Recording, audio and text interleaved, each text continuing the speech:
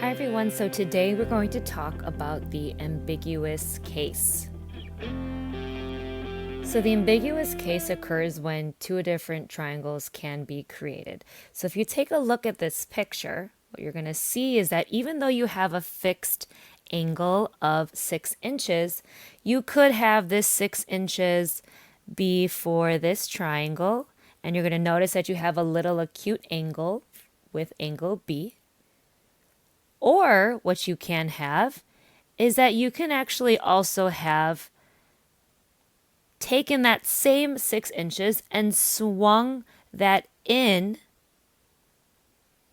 to make another triangle. Now notice that this angle now with angle B is an obtuse angle. So it is possible that you could have two different triangles that sort of match the criteria of having 10 inches, 6 inches for another side, and then 33 degrees. Now, again, acute triangle or an obtuse triangle can be created because, again, remember that this side right here, it can swing in and form another triangle. So anytime you are given two sides and an angle that's not in between those sides, you need to be on the lookout for the ambiguous case. So the ambiguous case will occur if you have a triangle congruency of SSA. So now this can either have one solution, two solutions, or none. Okay, so let's look at this triangle together. So we're given certain pieces of information. So let's go ahead and make a triangle here. We're going to say angle A here is 85 degrees. That means our side A is 15. We'll label this side as angle B, so that means this side of B is 25. And then we'll say that this is angle C. We are trying to find both possible measures of angle B. So if we use our law of sines, you're going to see, okay, well, I'm taking the side of angle B over my side, which is 25, and that is equal to the sine of angle 85 over 15. So if you cross multiply, you can get 15 times sine of B is equal to 25 times the sine of 85. Again, if you divide both sides by 15, you're going to get sine of B is equal to 25 times the sine of 85 over 15. If you are finding angle B, you are taking the inverse. So we're doing the inverse sine of 25 sine 85 divided by 15. So when you use your calculator, remembering that you also have to be in the degrees mode, you're going to get an error. Okay, so that means there is no possible triangle for this to happen. So you can just write no solution. So what we're going to do is we're going to look back at those two triangles that we looked at in our first slide. And taking those same sort of measurements, we're going to find both possible measures of angle B.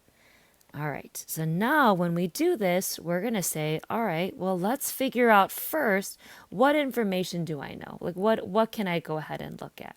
So I want to find my angle B. So let's figure out from this triangle right here, okay, we are going to do the sine of angle B over, we know is 10, and that equals the sine of 33 that's given to us over 6.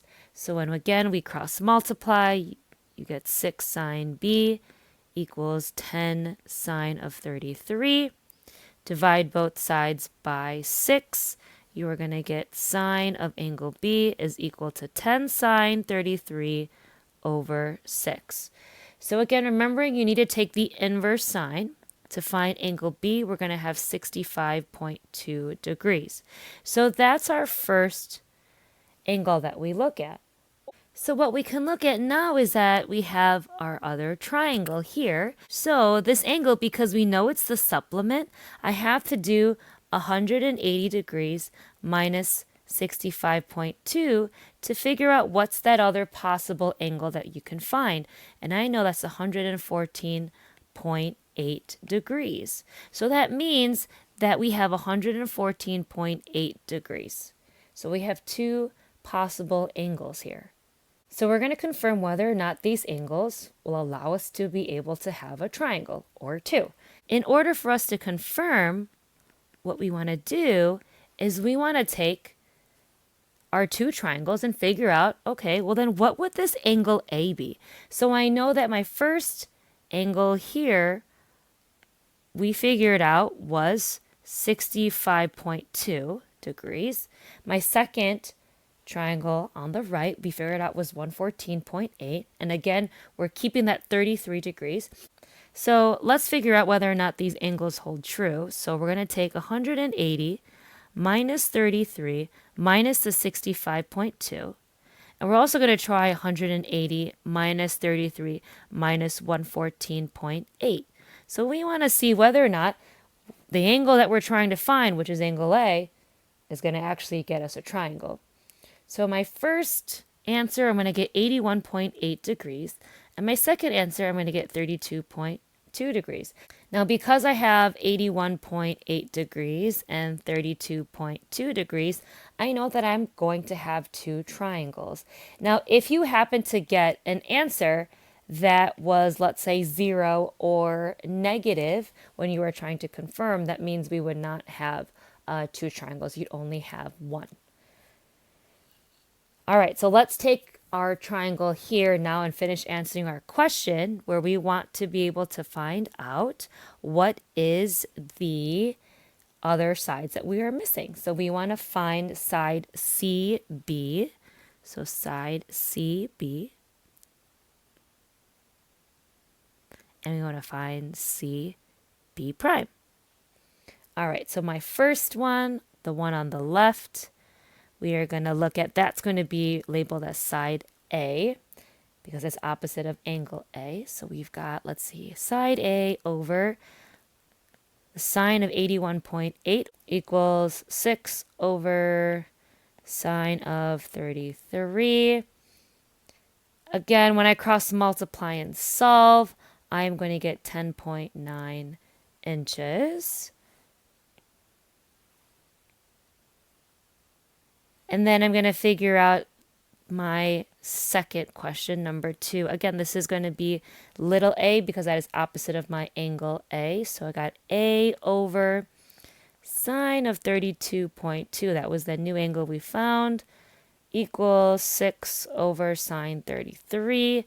Again, when you cross multiply and solve, you're going to get 5.9 inches. Okay, so in this question, let's go ahead and draw a triangle here.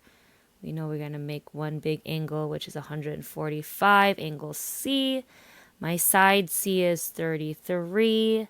Let's make this angle B, and this will be side B. We'll label it ABC for the sake of the question.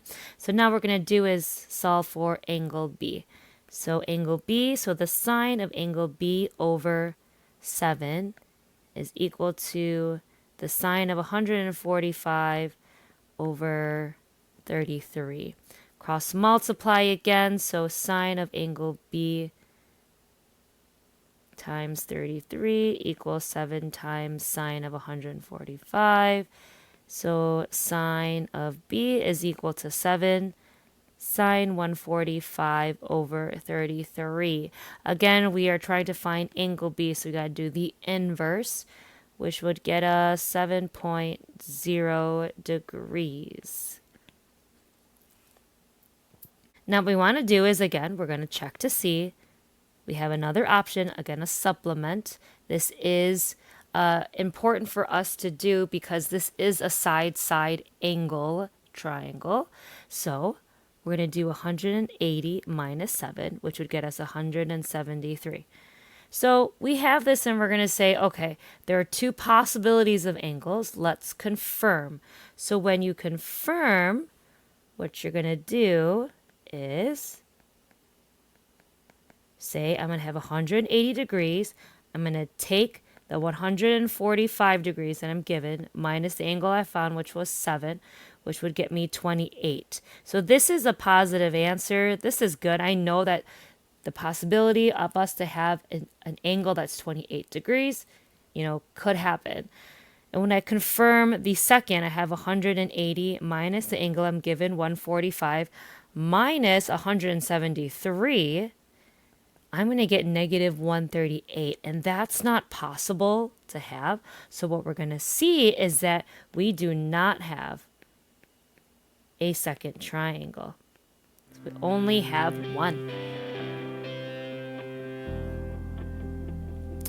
Okay, I hope you found this video helpful and you understood the ambiguous case more. Don't forget to like and subscribe for notifications on future videos. Thanks for watching and have a great day.